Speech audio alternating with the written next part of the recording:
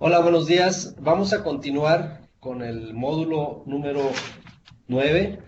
En la sesión anterior habíamos hecho una primera corrida donde ya empezamos a analizar nuestra hoja de cálculo. Vimos los datos generales, aportaciones pluviales y nos quedamos en estructuras de captación donde observamos, comparamos los caudales estimados en cada cuenca y la capacidad de captación de cada estructura, o sea, la capacidad nominal y la capacidad total de la estructura. En algunas de estas, solamente en dos estábamos cumpliendo, en dos estructuras de captación. Las demás, pues nos pedía un número distinto a uno, mayor, en unas 5 o 8, no recuerdo muy bien el número de estructuras de captación que pedía, que en la realidad no, eso no es posible porque parte de la hipótesis de que cada subcuenca debe tener únicamente una estructura de captación. Ese es por un lado. Por otro, como el programa nos analiza los volúmenes de obra también de las estructuras de captación, pues si queremos tener un valor real al final en nuestro catálogo de conceptos, pues tenemos que hacer esa modificación para que los volúmenes de excavación y de relleno que al final nos dé el programa, pues sean más pegados a lo que se tiene.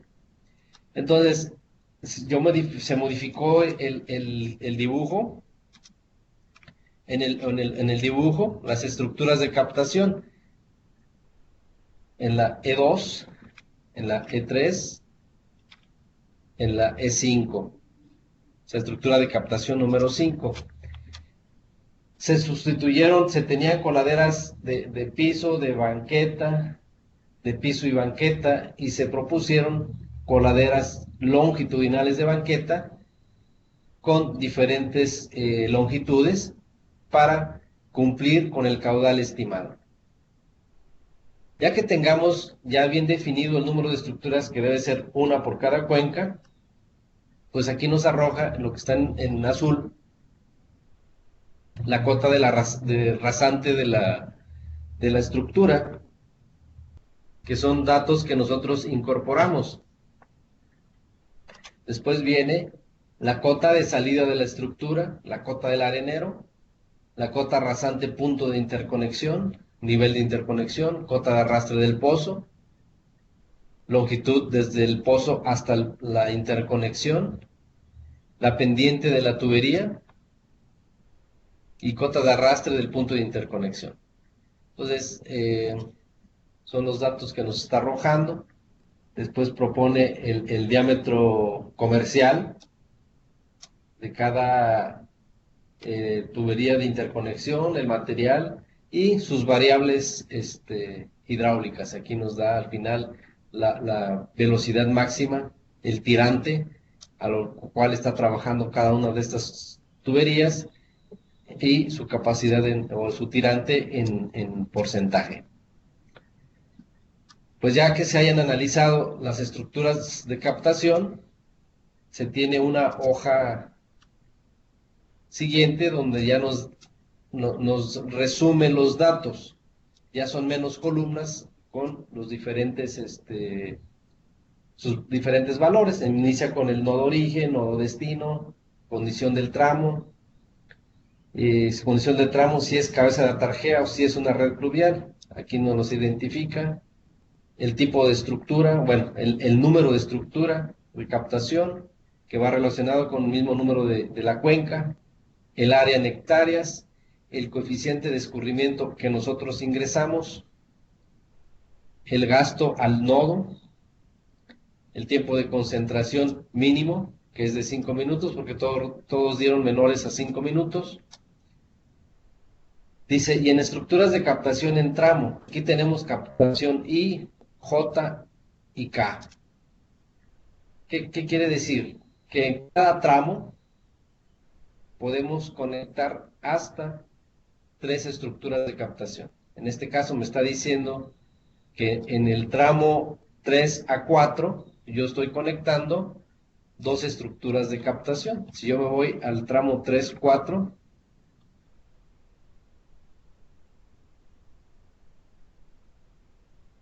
Aquí está, 3 4, pues estoy conectando la estructura de captación 2 y la estructura de captación 3. Y en el tramo 1 2, que es el que está acá arriba, el tramo 1, este es el pozo número 1. Al pozo número 2 también estoy conectando dos estructuras de captación que viene siendo la S5 y S6. Eso es lo que me indica en esta columna, que vendrían siendo estas dos que están aquí. Si hubiera una tercera cualquiera de estos dos tramos, pues los datos estarían aquí. Finalmente, en esta hoja dice combinación de estructuras de captación con máximo caudal. Pues aquí ya está combinando las que van en los tramos correspondientes, el área acumulada, el coeficiente de escurrimiento al nodo de origen. Aquí ya hace un prorroteo de los coeficientes de escurrimiento. Al inicio eran 0.7 y 0.75, como ya se están combinando, ya nos determina un valor distinto. El tiempo de concentración, la intensidad, pues es la misma, porque el tiempo de concentración todos son 5 minutos, y el gasto de diseño en el nodo. Aquí tenemos ya lo que lleva ese tramo de tubería, la cantidad de agua que lleva ese tramo. Ya que tengamos analizadas las estructuras de captación con su memoria de cálculo, ahora sí, ya sabemos cuánta agua va a caer en nuestra subcuenca. Ya supimos o ya decidimos qué tipo de estructura de captación se requiere para poder captar ese flujo y que lo induzca a las tuberías. Ahora vamos a analizar la red, o sea, las tuberías que van a conducir esos escurrimientos. Entonces, se inicia con el y la identificación general, o sea, los generales del proyecto, y pues inicia con nombre de la calle. O sea, aquí se le indicó en el dibujo el nombre de la calle a través del comando de Civil ADS Pro. Viene aquí los números de pozos de dónde a dónde va, lógicamente el tramo, la condición del tramo, si es cabeza de tarjea o es una red pluvial. Las cotas de rasante, que esas las calculamos al inicio en el dibujo. Origen, destino, la longitud entre pozo y pozo, el total del gasto en el tramo. Y estas columnas que dice el primer tanteo se obtienen diámetros máximos y mínimos. Al generar nuestra hoja de cálculo, nosotros indicamos cuál es la velocidad mínima y cuál es la velocidad máxima permisible. Ponemos esos datos, esas fronteras, y en base a eso, el programa primero hace un análisis. Dice, si yo propongo una velocidad mínima, ¿qué diámetro requiero? Y si yo propongo una velocidad máxima, ¿qué diámetro se requiere? Por ejemplo, aquí, pues si usamos una velocidad mínima, lógicamente tenemos un diámetro más grande. En esta, si usamos la velocidad máxima, tenemos diámetro menor o más pequeño.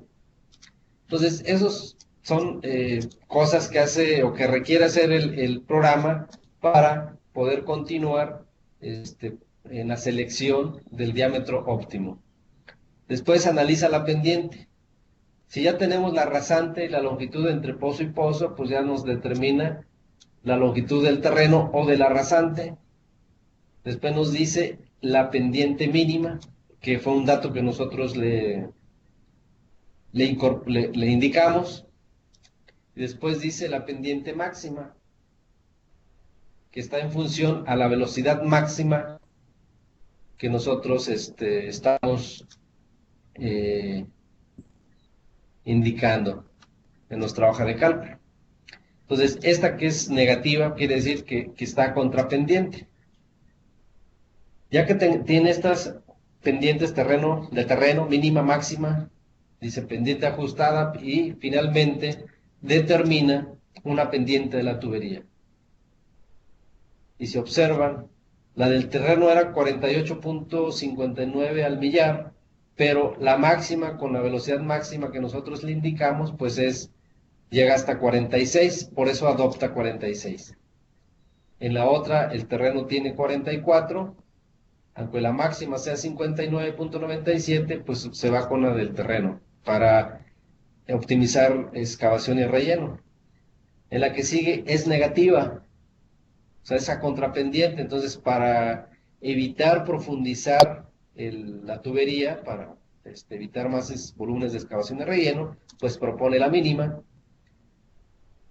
Y en la última, también, aunque el terreno me permita una pendiente de 45 al millar, pero la máxima, de acuerdo a lo que nosotros le acotamos y el diámetro en este tramo, pues me permite de 18 al millar.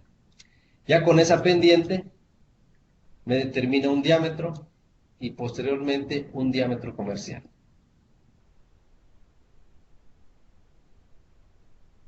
Ya que tiene el gasto, el diámetro comercial, viene el gasto a tubo lleno, ya todas las variables hidráulicas.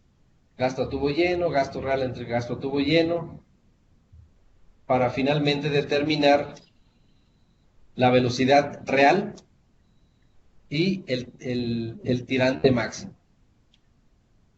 ¿Se acuerdan que pusimos que el tirante que debe ser que de 1.5 centímetros el mínimo? En este caso nos está poniendo un máximo para determinar la capacidad de conducción de la tubería. Después ya viene el tiempo de recorrido. ¿Se acuerdan al inicio que hablamos de el tiempo de concentración superficial en cada subcuenca? Después hace el tiempo, determina el tiempo que tarda el agua en recorrer las tuberías desde el inicio de mi red hasta el final, al punto de descarga. Pues ya está aquí en tiempo de recorrido. Y tiempo acumulado, los va sumando. Por eso aquí ya al final, en mi punto número, en mi pozo o en mi tramo 4 a 5, vamos a tener ya un tiempo de concentración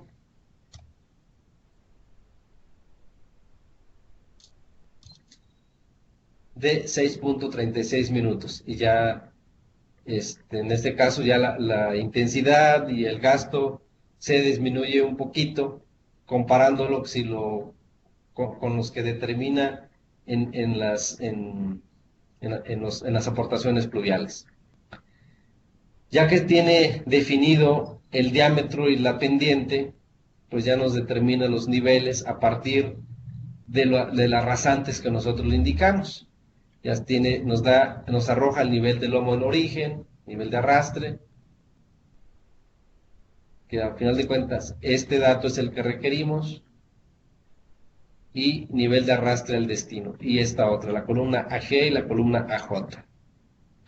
La profundidad, el colchón efectivo, le indicamos que era un mínimo de 0.6 y nos indica donde hay una caída de pozo origen. En este caso, pues aquí nos está indicando que se requieren dos caídas escalonadas, porque de acuerdo al mapas de Conagua, pues arriba de 50 centímetros, pues ya nos pide una caída escalonada, y la otra de 1.56, pues también los escalones son máximo cada 50 centímetros. Y aquí me dice unas observaciones: velocidad máxima, dice velocidad mayor a la permisible. Si nos regresamos a la velocidad, vemos que es de 5.44. Entonces, podemos dejar esa velocidad, todavía es aceptable, o regresarnos un poquito a nuestro dibujo y modificar la pendiente en ese tramo. Porque más adelante vamos a ver cómo modificar o cómo analizar eso en un perfil dentro del dibujo. Ya después nos da la clasificación de pozos, dependiendo del número de nodo.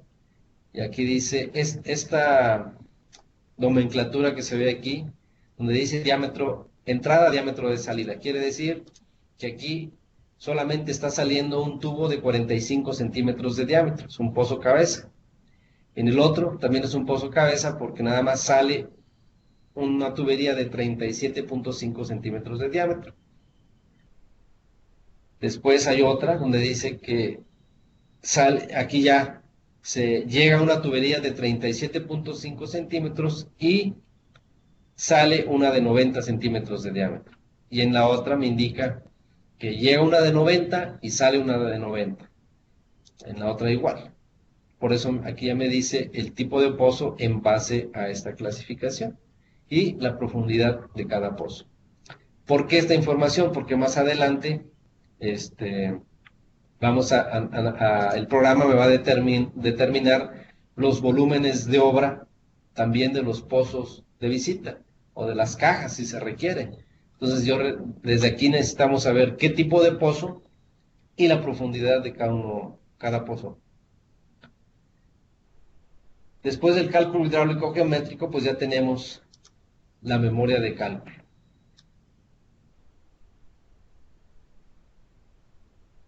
En el ejercicio, ¿se acuerdan que les hablé de un gasto adicional?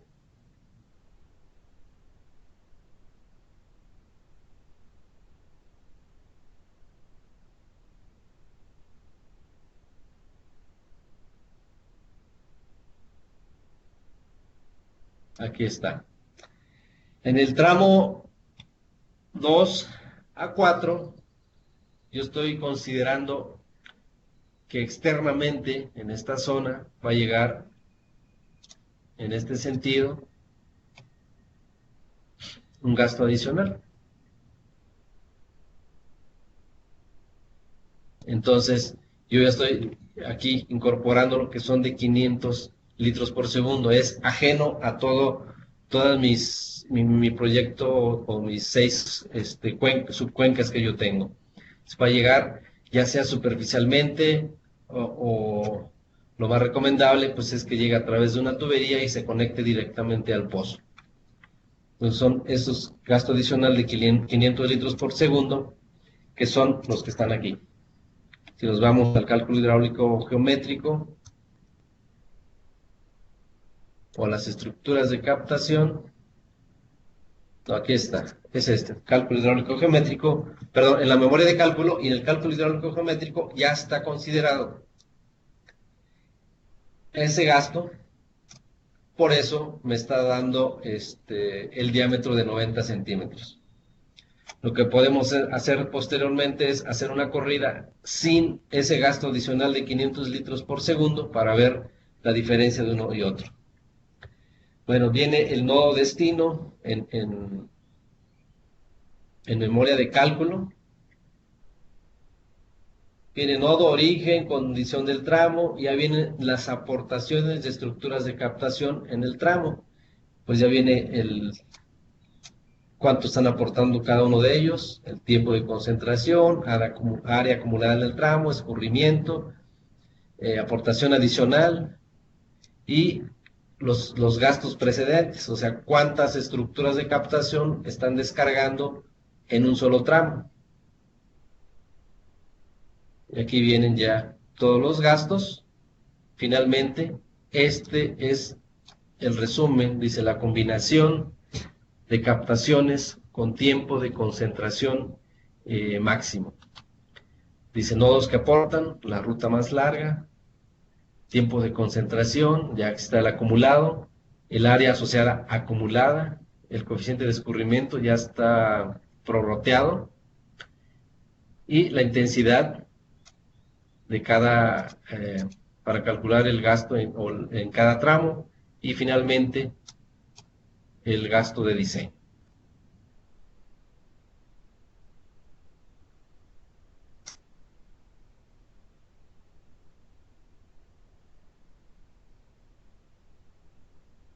Ya que ya hasta este punto, pues ya sabemos